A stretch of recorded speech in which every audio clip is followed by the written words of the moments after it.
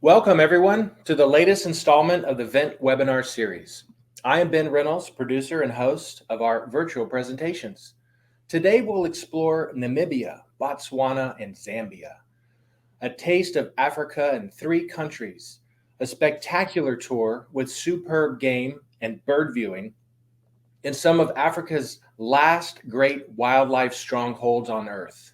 From the vastness of Etosha to the beautiful waterways of the Okavango, to the game rich woodlands of Moremi, to the mighty Victoria Falls, there is something for everyone. The detailed itinerary is available for download in the handout section in the toolbar. Guiding us through the highlights of this tour is none other than veteran Vent tour leader Geoff Lockwood. He is joining us live from South Africa. Welcome, Geoff. Hi, Ben, and good morning, everybody. We're already dark outside and on a very hot and dry day in Johannesburg, South Africa.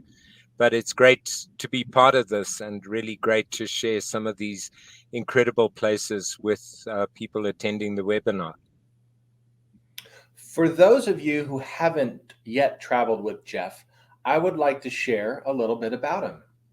For the past 30 years, Geoff has been involved with local birding organizations and has served on the council of the Southern African Ornithological Society, now BirdLife South Africa, for most of that time.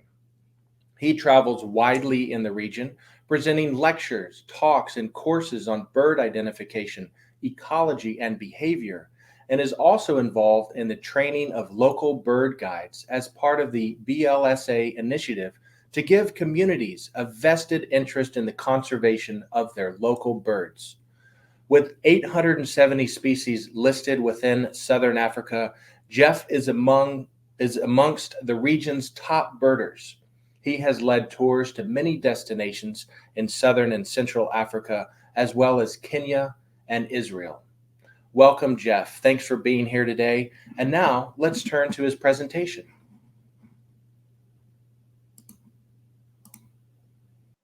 All right. Well, good morning, everybody, and greetings from a rather warm and dry Johannesburg in South Africa. Welcome to today's webinar, and I look forward to sharing some of the joys and attractions of my part of the world. Southern Africa is basically a pretty dry region, particularly in the more westerly parts of the sub-region, and a lot of what we encounter on the Namibia, Botswana, and Zambia tour actually illustrates the power and the importance of water as we travel from one of the oldest and driest deserts in the world on the Namibian coast, all the way across to one of Africa's great rivers and one of the 7 wonders of the world, the Victoria Falls in Zambia. So let's start our journey and let's see what this part of the world has to offer. And I've called the talk Just Add Water because it is a common theme virtually everywhere we visit on this tour. We will be touring in August, which is typically the end of our local dry season. And so water is the focus of all activity. Everything, birds and animals, is visiting the water, and often one of the most rewarding and productive ways of sampling the incredible diversity of Southern Africa is to find a waterhole such as the one on screen and just sit and wait, because the animals and birds will come to you. The itinerary, this tour starts with an optional pre-tour on the Namibian coast, and we'll be based at the very traditional colonial town of Swakopmund, German, dating back to the German occupation of German Southwest Africa. And we'll explore the coast, the desert, and in particular 2 very large salt works, which attract a large array of various aquatic species. There are a number of endemics, coastal cormorants, African black oyster catchers and birds such as that. And then away from the coast, we will be chasing a number of very localized and endemic lark species. So it gives you a totally different feel to a part of Namibia that we don't encounter on the main tour. And it also actually provides a chance for a number of Namibian endemics that we won't see further on in the tour. And then after that, we head by road to a safari lodge called Ndudu, which is in the Orongo Mountains. And we will be looking for a host of endemic and near endemic birds, bush birds, in that part of the world. And then we travel further again by road through to Etosha. And after traveling from west to east across Etosha, we then fly to Bogani in the Caprivi Strip and then travel by road down to Masiri, which is, again, your first introduction to the magic of the Okavango and the incredible inland delta system that we will touch on two stops. And after Namasiri, we go to Akanaka, and then from Akanaka, we go to Kasane in Botswana to clear immigration, and then across to Livingstone to wrap up the tour at the incredible Victoria Falls.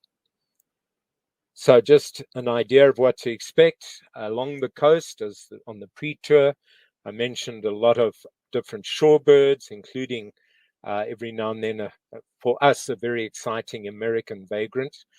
For you guys, possibly not quite so exciting. But this little gem of a bird is chestnut banded plover, and it is a bird which breeds in very high numbers at the coastal salt works that we will be focusing a lot of our time at. And they are possibly as high as 70% of the world population breeds on the Namibian coast, and then again in Etosha. And I mentioned there's a mix of attractions on the coastal pre-tour. We have top left the Damara tern, one of the world's smallest tern species, and to me always very bat-like as it comes flying past. And then we have a bird called the dune lark, which is restricted basically in its various subspecies to northern South Africa and coastal Namibia. And then the saltworks and the bay at Walvis Bay are home, at least during our time on the pre-tour, are home to tens of thousands of both greater and lesser flamingos. So always a great view and a great attraction, particularly when this flock of feeding lesser flamingos comes right up close to the walkway around the bay head. And then the last bird in picture, bottom left, is another one of those near endemics. It's a desert lark called Gray's lark, and it's typically found in the more stony parts of the Namib Desert.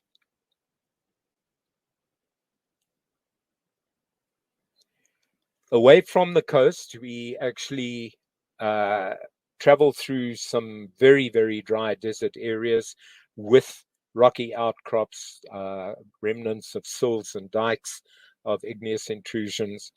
The vegetation, as you can see here, is very much adapted to the dry conditions with storage strategies either in the leaves or in the stems. And we also have these incredible lichen fields, not just on rocks, but also on the sand itself. And these lichen rely to an incredibly large extent on the sea fog, which actually comes in over the land fairly regularly along the coast. And the lichens then unravel and drink up the fog. And then when it gets hot, they tend to shrivel up and curl up on themselves to protect the water they've managed to absorb. One of the most spectacular desert-adapted plants and one of the species we'll look out for when we're working in the desert areas is the Welwitschia myriabalis, which is a strange dioecious cone-bearing plant which lives off sea fog. So it literally relies almost 90% of its water requirements. It relies on sea fog. And the plant is amazing. It has a woody core and two strap-like leaves, which grow throughout the life of the plant. And the bigger specimens that are found inland from the coast are believed to be, in some cases, over 2,000 years old. So they really are an incredible plant. The leaves, these two strap-like leaves, as the plant gets trampled and fed upon by various desert antelope like oryx, they basically lose that clearly defined two-leaf appearance, and the leaves then get shredded by browsing or grazing animals and also by the desert winds. So this is a fairly typical view of one of these incredible plants. The desert's obviously a stronghold for various reptiles, and there are numerous examples of various Namib day geckos. The animal on screen is a Namakwa chameleon, which is, in the case of large males, can be a fairly substantial species and is best identified by that row of very prominent thorn-like projections along the dorsal.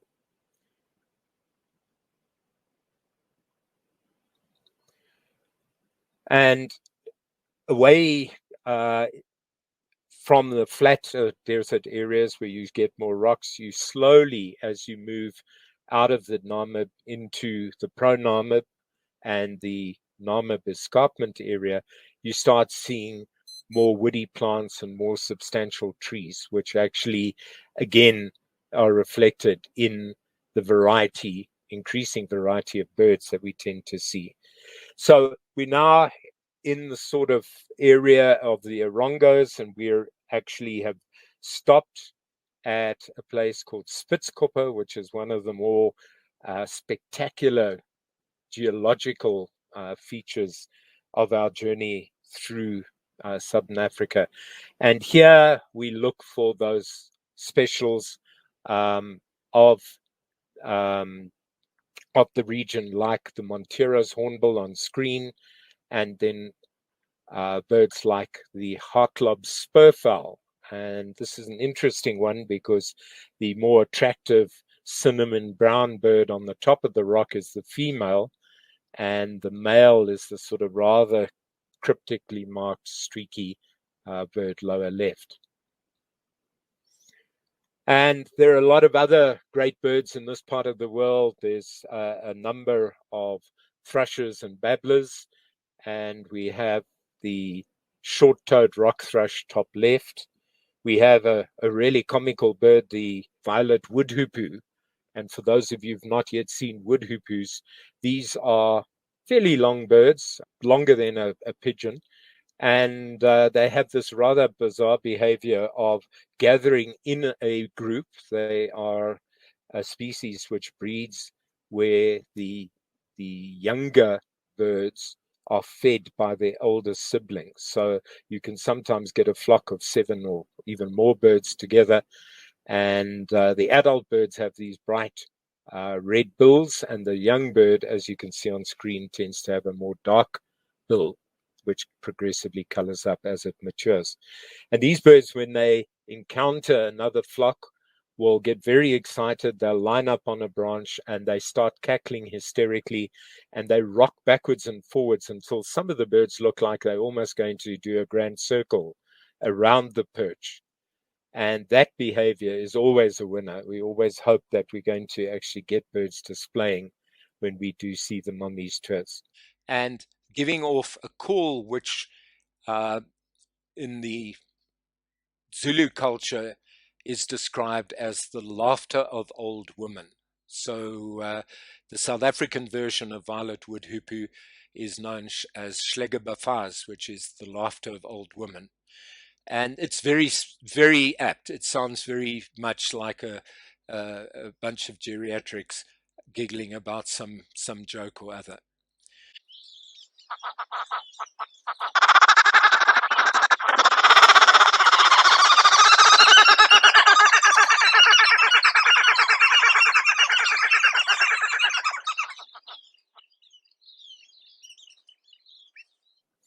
Here's a close-up of a male heartlob spurfowl, bottom right, and then one of the real targets in the Orongos is going to be the Damara rock runner, which is a bird with a beautiful warbling song, which is characteristic of these rocky hillsides.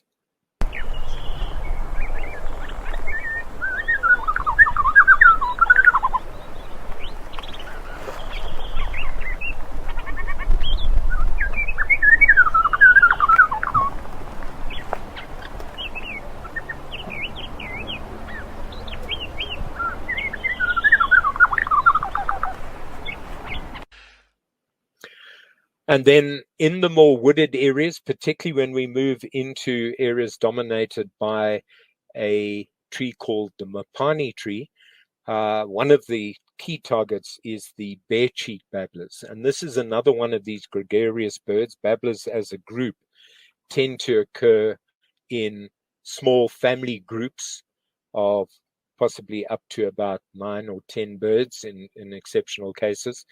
And they are highly vocal and intensely curious. So in the camps and in the lodges, often these birds have become quite habituated and will literally come and feed around at your feet, which is always a great way to see a spectacular near endemic like the bird on screen.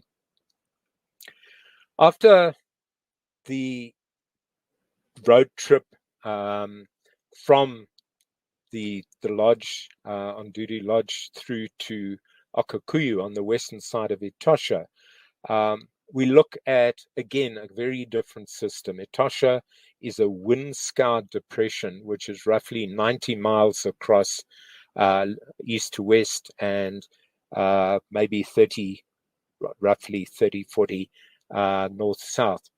And the vegetation varies significantly and dramatically as we travel from the drier western side of the park across to the more west-east. And one of the striking things on the western side is these bizarre scenes with one Africa and the world's tallest mammal striding across in a habitat where height would be a complete disadvantage. If these animals want to feed here, they need to almost kneel down to gain access to the shrubbery that they're striding through. But that's one of the magic things about Etosha, these incredible vistas, this incredible concentration of a high diversity of large mammals, and also because of the overall dryness of the area at the time we're there, the actual incredible value one gets from staking out a waterhole and just sitting and waiting to see what comes in. The birds are great as well, and we've got just a couple of examples of some of the endemics and more striking birds of the area. Top left is a male Namakwa sandgrass, and in common with the world's sandgrouse species, these birds tend to drink at very specific times, in this case around about 9:30, 10 in the mornings, and they will come in to actually just literally tank up with a couple of rapid sips of water and then head off out into the drier areas to feed. Red-necked falcons, and we tend to encounter these birds at a couple of places around the park as we travel from west to east.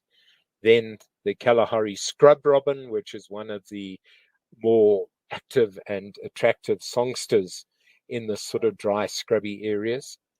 And then a very interesting bird, particularly with the theme of water, and we have a bird called a scaly weaver, or known locally as a scaly feathered finch.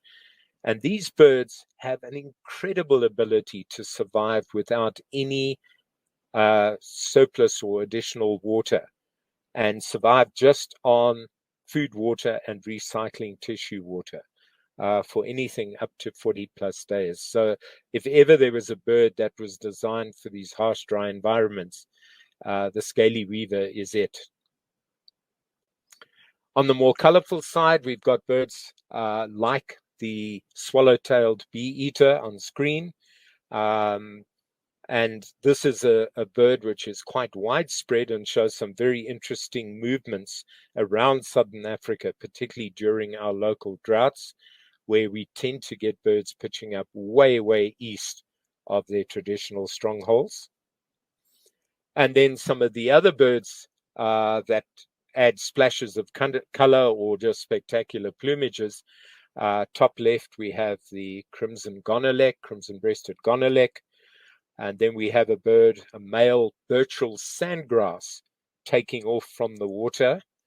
And if we're lucky, we tend to pick these birds up on the eastern side of Etosha on the deep Kalahari sands that occur on the eastern side of the pan. And when the birds come into water, they tend to land short of the water's edge, look around anxiously for any sign of predators, then dart forward, take a few quick sips, and then erupt out of there and leave literally within seconds of reaching the water. But if the males have got chicks out in the desert, they then wade into the shallows and either do little push-ups up and down, soaking their breast feathers with a fairly significant amount of water. They also rock backwards and forwards as a way of actually getting maximum take-up in the feather structure. They then fly off back to where the chicks are sheltering out a long way away from water and the concentration of the predators, which typically occur around these water bodies. They stand over the chicks, and the chicks grab the tips of the barbs of these breast and belly feathers, and they pull. And as they do so, the actual spiraled barbules actually tend to straighten out, and they release a drop of water into the bill of the chick. So it's a really fascinating behavior that we're lucky enough to observe on most of the trips where these birds load up. We don't often see them actually delivering the water, but it is one of the most interesting water carrying strategies of any bird. Then we have a very attractive bird, bottom right, the double-banded corsair, which again is a regional endemic. And then bottom left, the white-quilled bustard. And this is a bird which is a medium-sized bustard, not one of the really big ones, but it has this spectacular combination of plumage and has an incredible aerial display accompanied by some incredible loud crowing calling. In fact, locally, these smaller bustards are known as korhans, and that basically translate as a crowing hen. And they make a hell of a noise during their displays. It's not just about birds. Water is obviously critical for all the animals in the park as well, the mammals, and waterholes tend to deliver. So here we have an oryx standing almost knee-deep in the water.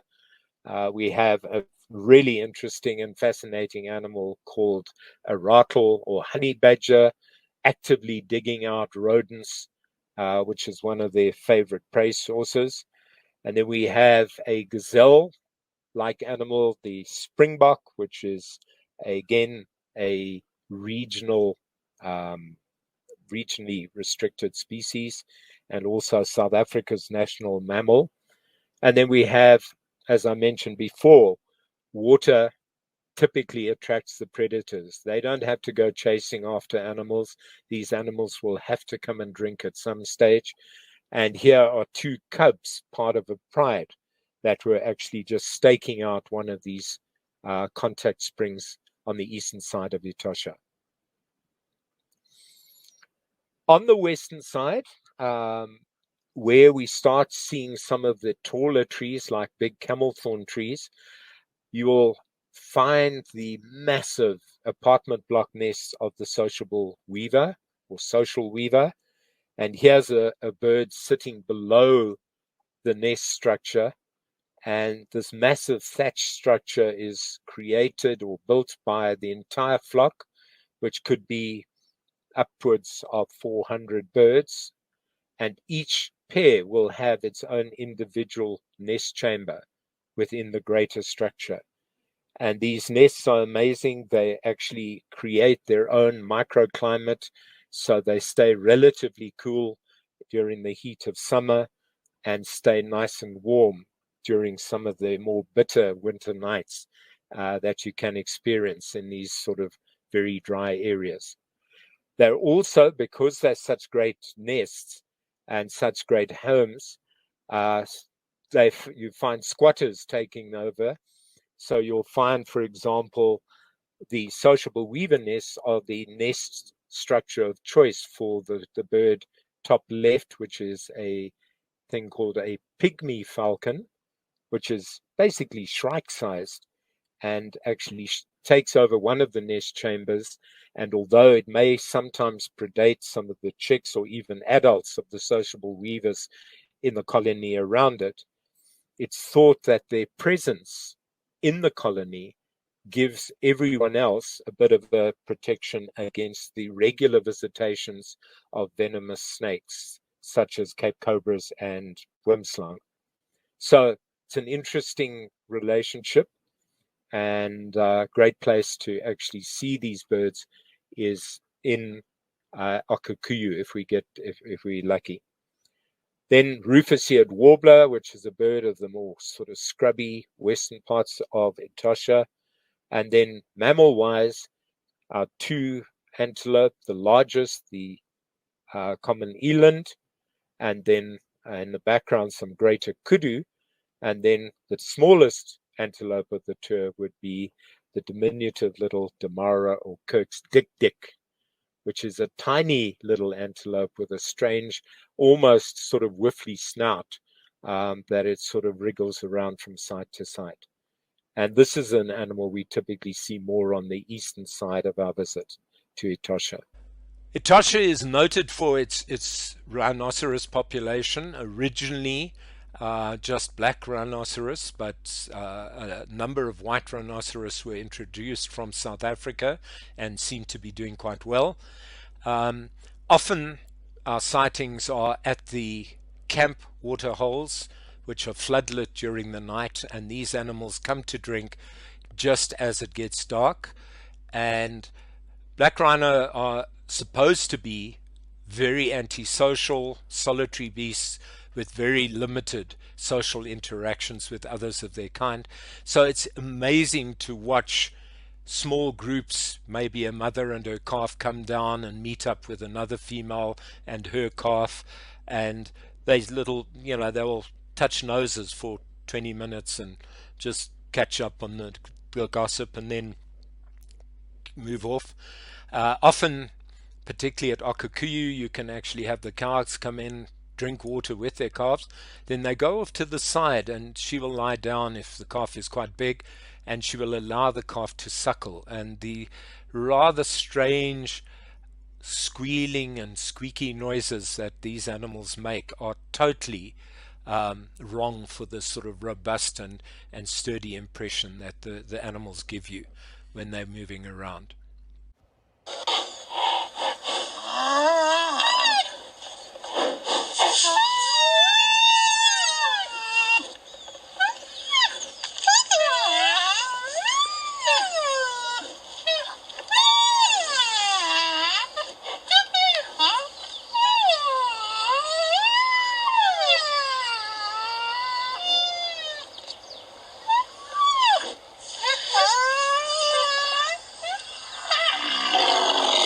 And this photograph was taken of an animal coming down to drink at the floodlit waterhole next to Halali camp, which is the middle camp we stay at on our visit to Etosha. And last visit in August this year, we actually had 10 black rhino, mostly cows with well-grown calves, coming down to drink and hanging around this waterhole and visible at one time, which is incredible. It is something I certainly have never seen before, certainly not those kind of numbers, and it was just one of the most special experiences. The elephants in Etosha are incredible. They are recognized as the world's largest elephants. And these two big bulls coming down to drink at a waterhole just outside Namatoni, which is the last camp we visit, are very representative of the sheer awesome impact of these animals. They are incredibly gentle and placid, and I've had it in the past on these tours where elephants have literally almost brushed against the vehicle as they move past, and they basically ignored us completely. And that is pretty impressive when you get that close to something of this immense size. One of the interesting things about Etosha elephants is that for reasons which relate back to the mineral content of the water and the soil and the vegetation that these gentle giants feed on, the ivory, the tusks themselves tend to be very brittle. And although the elephants themselves are absolutely awesome, it's very rare to see any Etosha elephants with massive tusks. They typically fracture and break long before you get to a decent sort of size, as you would see in East Africa or in Kruger or Botswana. After the very dry and different scenes in Etosha, and it's the magic of it has its magic of its own. But our next stay is in one of the most special and beautiful places that we visit on any of the tours I lead. It is right on the panhandle section of the Okavango River as it starts broadening out and creating floodplains and lagoons on its way down to the actual delta fan of the Okavango Delta itself. And this is a camp called Akanaka, and it's a beautiful setting. It's one of the most beautiful settings of any camp I've ever stayed at anywhere. It's right on this little back channel. You have a tiny island, which is very, very good for birding and has all sorts of good things on offer. And it's just a complete change of pace, a change of scene. You spend a lot of time out on the water in these boats, and we're looking for almost every single heron species that occurs in Southern Africa.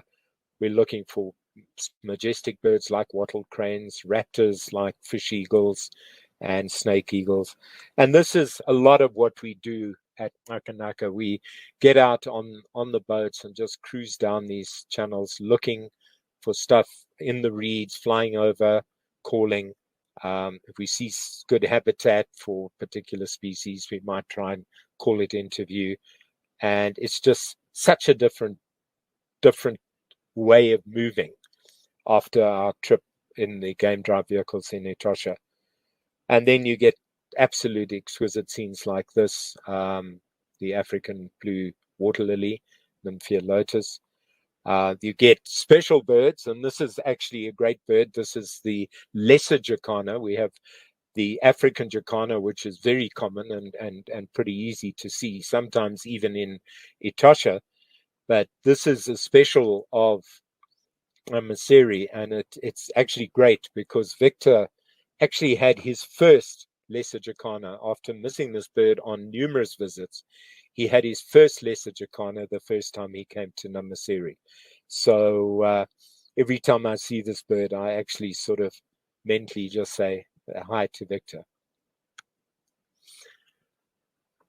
Water, the kingfishers, we have several species of kingfishers, both using the water for food and for nesting in the riverbank.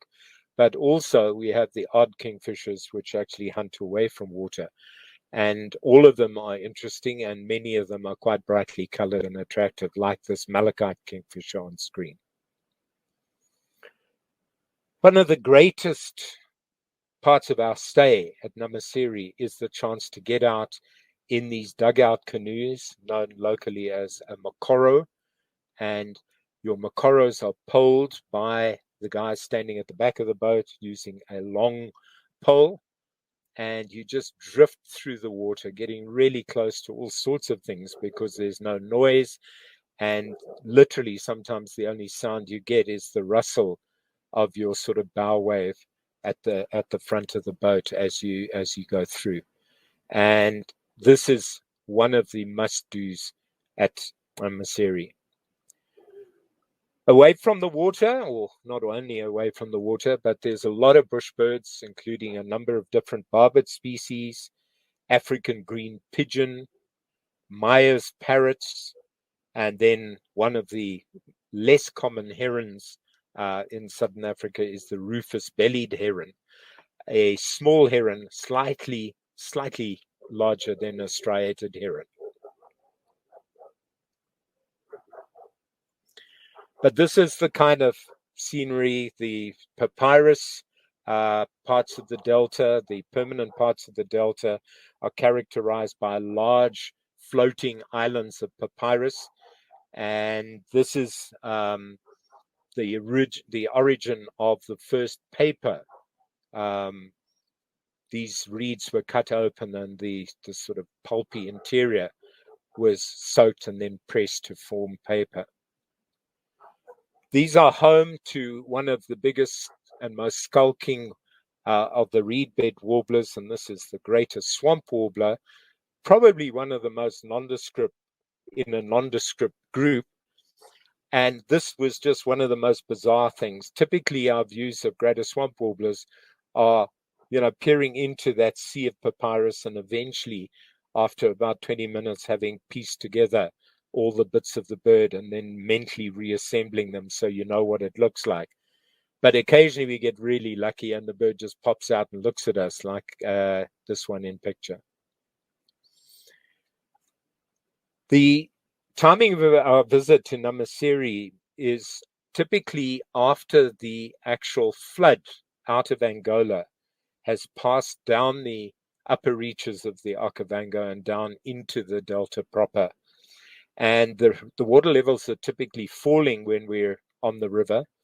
And this now exposes these vertical sandbanks, which are sought out by parties of carmine bee-eaters that arrive and start scouting out the river to look for a place where the colony can nest this season. And this is an absolutely jaw-dropping bird. It is incredibly bright and colorful, and it's also one of the bigger bee eaters, so it's got everything going for it. And one of the birds we obviously hope to show people really good views of. Again, another small heron. We sometimes see these birds in the day, and again, we've got a chance of them again on the Zambezi when we get to Livingstone. But the white-backed night heron is certainly one of the more interesting and small nocturnal herons that we look out for at Namasiri. Namasiri is close to a World Heritage Site called the Tsidilo Hills, and it is famed for its panels of San or Bushman rock art. And this is an example of one of those panels, and you can see animals like rhino. You've got eland, you've got giraffe, and so this crazy thing. This is a big rock panel, and it is almost impossible to get to currently. So how these guys managed, it's probably at least 14 feet off the ground, and how these guys managed to get up there and stand and actually create these masterpieces is a mystery. But this is an optional day trip or half-day trip out from Moremi, and it's something that we can offer. And then just coming home in the evening on these sort of quiet. We very seldom rush around on the boats. We normally potter along, and it's just such an incredible example of the joy of this whole wet, watery habitat. From Moremi, we typically then head back to the closest town where there is a major airstrip, and we board a plane and take a short flight down over the delta to our next stop, which is the original public camp in Moremi Game Reserve, and that is on Chief's Island and part of the sort of largest landmass in the Okavango Delta system. So this is at Akanaka, and this is the typical transport, a game drive vehicle. We have a canvas top on because it gets seriously hot in August, and it's just not a good idea wandering around. And this is a sundowner drink at a place called Paradise Pools. And for those of you who can't see, over the top in the background here is an elephant just quietly going about its business. And we've had leopard, basically where we've been having our sundowners. We've had all sorts of things come through or around us while we've actually enjoyed these sundowner evenings. And this is Paradise Pools again, showing a small elephant. Again, here the tusks typically are a lot more resilient, and animals typically show much better unbroken tusks. So elephant, red lechwe, which is a swamp-loving antelope, and then in the foreground, a slaty egret, which is another one of the rarer heron species. Other birds, African fish eagle, saddlebill storks, the statuesque and absolutely stunning wattled cranes, and then final bird, bottom left, pink-backed pelicans, which often come in as the pools are drying up, on the overflow pools are drying up, and what happens is that fish get trapped in these cut-off pools, and they then get targeted by the most incredible concentration of fish-eating herons, pelicans, and so on. So it really is something to look out for if we hit it right. On the colorful side, greater blue-eared starlings and other starling species often make sleeping in camp during your siesta period a very tricky thing, because starlings in their hundreds are feeding on the tall jackalberry trees which shade the camp. Other birds in the area that we hope to see on these trips are the awesome-looking turkey-sized southern ground hornbills, as well as a number of other hornbill species that we pick up on the tour. And I had to put this in because there are two things more than any others that I would love to show every one of the people who travel with me on these tours. On the left, Pell's fishing owl for me will always be the icon of the Okavango Delta. And on the right, for me, again, one of the most beautiful sights you can ever see is particularly a youngish female leopard. They are just glorious, gorgeous cats. They move like honey flowing out of the trees, and often they are so relaxed that you get really good views of them. And why this picture is shown like this is that on one of our trips to Akanaka, we had the joy of literally looking out on the left of the vehicle at a Pell's fishing owl, and then on the right of the vehicle, a female leopard lying up on a dead tree. And that is just the kind of awesome stuff that makes me want to keep going back to a place like that. Another exciting thing on offer at Akanaka is that there are often wild dog groups in the area, sometimes not all that easily accessible, and it's certainly not a guarantee, but this is one of the animals we always hope to show clients when we actually get to Akanaka. All right, so we then are heading across to the last stop of our tour, and this is in Livingstone, which is in a completely different country yet again. So we've done Namibia and Botswana, which were the two camps around the Okavango, and now we're actually in Livingstone on the Zambezi River in a country called Zambia. And one of the many birding highlights are scarlet-chested sunbirds and various other sunbird species that occur in the riparian vegetation along the Zambezi. The stunning bird called a collared palm thrush, which has a beautiful, mournful sounding song. And we often get these birds on the way to where we launch on our boat trip. And then on our morning boat trip, early morning boat trip on the Zambezi above Victoria Falls, some of the highlights that we always look out for are half-collared kingfisher, and then rock pratincoal, bottom right, and then the white-crowned lapwing, bottom left. Just really great birding on the river. Again, also we get very close, sometimes a little too close, to hippo, good views of crocodiles from the boat, and provided they're not elephants in residence, we also then sometimes land on one of the smaller islands and actually enjoy a sort of picnic breakfast. In the grounds of the hotel or on the way to the view site, the view of Vic Falls, we often get Charlot's Turako, which is one of the more striking members of the family. And again, one of those special birds we hope to show everybody. And then probably for a lot of people, this is one of the tougher species, but also one of the most rewarding. And this is the African or Peter's finfoot. And this is a species that we tend to see well and fairly often. I think our best trip, we actually had 8 sightings of different finfoot while we were in Livingstone. So this again would be one of the birds that we are after.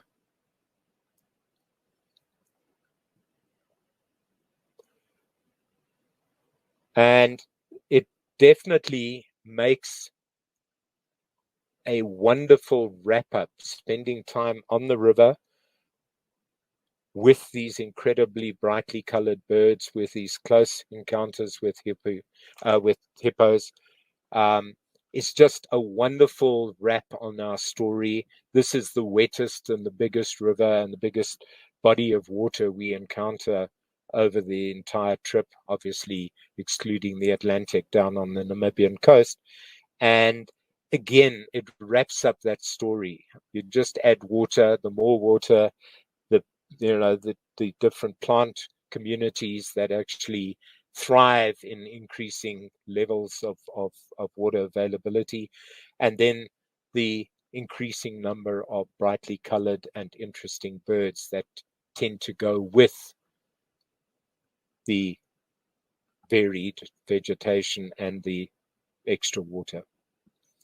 I'd like to thank you for traveling with me, and I hope I've given you some idea of what this part of the world has to offer in terms of biodiversity.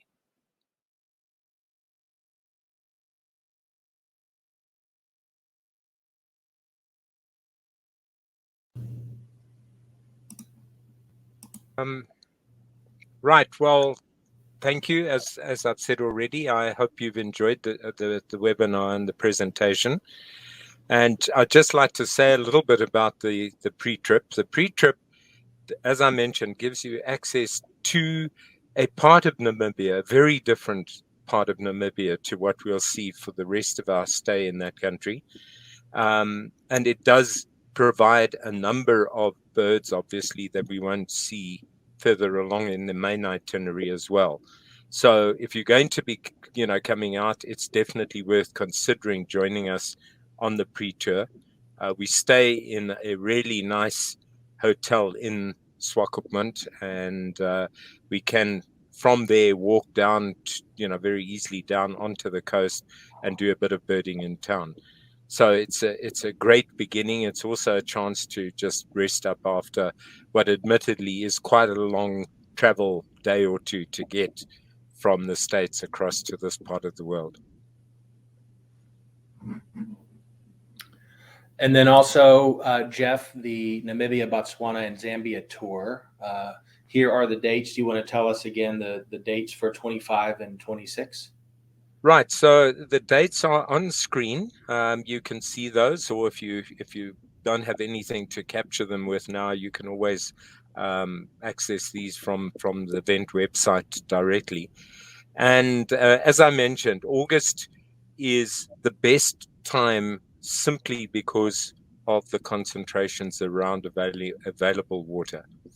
And later on, I've done private trips to Etosha in the middle of summer, where we've been, sort of treated to the most incredible storm spectacle across the pan, where 7 or 8 thunderstorms are moving across the country, and all of the big animals have gone. They've all moved around to the other side of the pan, where the rains have brought on the grazing, and you literally battle to see an elephant, and we saw no rhino at all on that trip. I'd been promising my wife plenty of rhino, and we saw none.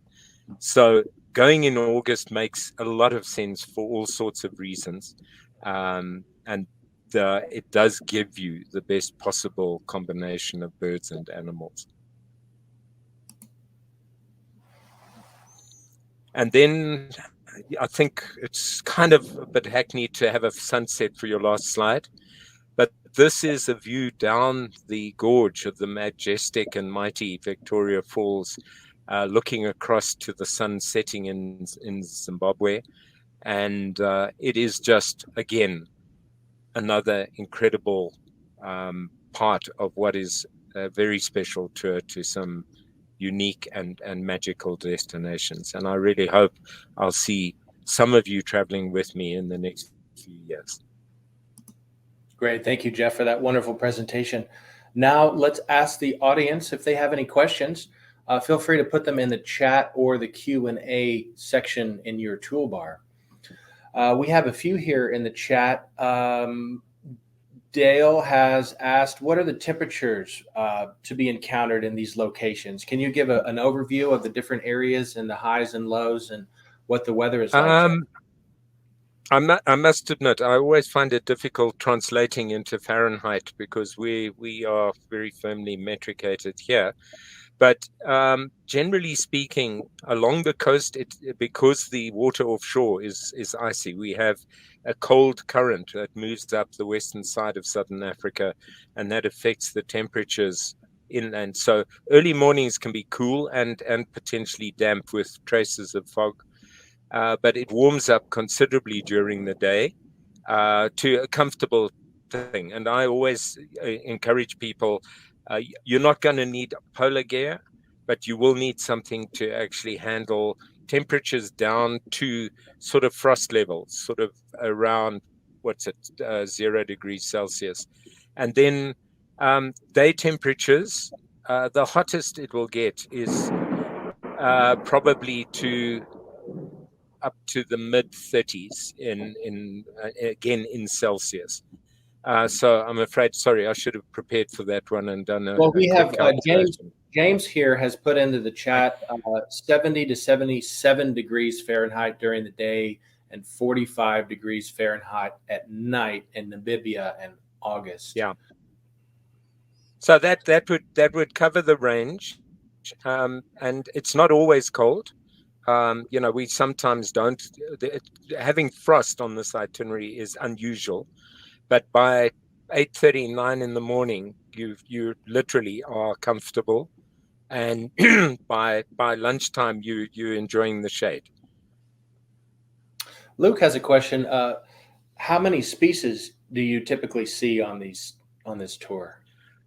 Bird species can go on the tour to around 230, 240, 250, depending on a couple of things. It depends on rainfall in Angola and the levels of the Okavango feeding into the Okavango Delta and things like that. We also have been moving around a little bit recently after spending a lot of time locked into particular lodges.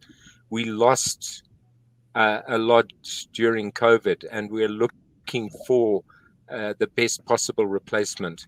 And we've also looked at, for the first time this year, this coming year in 2025, to doing a drive to the lodge, and from the lodge then into the first camp in Etosha. And the reason for that is twofold. It gives us access to some pretty interesting birding habitat, which we would otherwise simply have flown over. And it also has the effect of cutting out one of the very expensive charter flights that we use to commute between camps. So we're going to be looking at this as an option, particularly as it gives us access to a couple of birds that we've never previously been able to record on these itineraries. And that would include things like two larks, the Karoo long-billed lark and the Ogalus long-billed lark, the Benguela long-billed lark. And then also a really neat little bird called a Herero chat, as well as a lot of the other birds that I illustrated in the webinar this evening. Great. Leslie asked, doesn't this trip go to Victoria Falls? Yeah, we actually visit the falls, but we visit the falls from the Zambian side. The Zambezi River forms the border between two countries, Zambia and Zimbabwe. And we will be visiting the Zambian side, and we will go and look at the falls from the Zambian side. So we walk partway along the fall face, opposite the fall face, and look across at probably 2/3 of the actual falls. So from the Zimbabwe side, you see part of the falls, and then from the Zambian side, you see basically the majority of the falls. But as you can see, it can be running fairly dry. This year it was particularly bad. The whole of southern Africa has experienced quite severe drought conditions. So the rains coming out of Angola feeding the Okavango were less than optimum, and all of the feeder rivers into the Zambezi above the falls were flowing at less than sort of normal rates. And so the falls this year was fairly quiet from a visual perspective. But interestingly, if you get there when it's too wet, when the river is in full spate, you cannot see the falls at all. The spray that comes up out of the gorge totally obscures the fall face, and it's impressive. The noise is the Victoria Falls locally are known as Musi Uetunya, which translates as smoke that thunders. And if you hit it in a full flood, it literally is thundering smoke that you see. You don't see the waterfall at all. It's kind of bizarre, but it is nevertheless a pretty amazing experience. You literally get soaked. The area on the left of the falls, that rock face you see there, is literally there's a rainforest that is created by the spray that gets kicked up in really wet seasons. Fascinating. Yeah. Dale says, stunning photos. Thanks. Thank you very much. It's hard not to get great photographs on this trip. We get great close views of lots of awesome stuff. And so it is, if you are a photographer, it's actually a very great place to actually visit. Dale has a question. Are there opportunities to learn about wildlife conservation efforts? Certainly, it's something that we talk about in the vehicles as we drive. And, some of the histories of the places that we visit are also a very interesting part of the whole conservation movement in this part of the world. Unfortunately, for example, in Etosha, in the center of the park, where you are fairly remote from the surrounding populated areas, and poaching is not a problem, you'll still see your rhino looking as rhino should, with horns. But on the eastern side, where the edge of the pan comes very close to the actual park boundary, as a protection for those animals, they've actually dehorned a number of them. So they dart them on a regular basis. The horn is made out of basically keratin, it's compacted hair. And so it grows continuously. And with the value of rhino horn being higher than some drugs, there's unfortunately a very, very powerful poaching operation in just about all of Africa's wildlife parks at the moment. So one of the things they've done to try and lessen the risk is to actually make the more vulnerable populations of rhino on the edges of reserves like Etosha less attractive, because they just don't carry horn. The horns are carefully removed and then repeated as and when the horn growth has now created a risk again for that animal. But in the middle, you still see proper rhino, and as you saw in that picture, they are awesome animals. They really are. Barry says, thank you for the presentation. And James says, this is one of the best wildlife tour presentations that I've ever seen. Well, thank you very, very much, both of you. I've really enjoyed putting it together almost as much as I enjoy leading it every year. And as I said, it'd be great to see you on this tour. Well, I think that wraps it up for our live question and answer session. If anyone has any further questions, feel free to reach out to me, ben@ventbird.com, or Eric Lindquist, the tour operations manager, eric@ventbird.com. We thank you so much for your time today and joining us for this presentation. Geoff, thank you so much for your time today.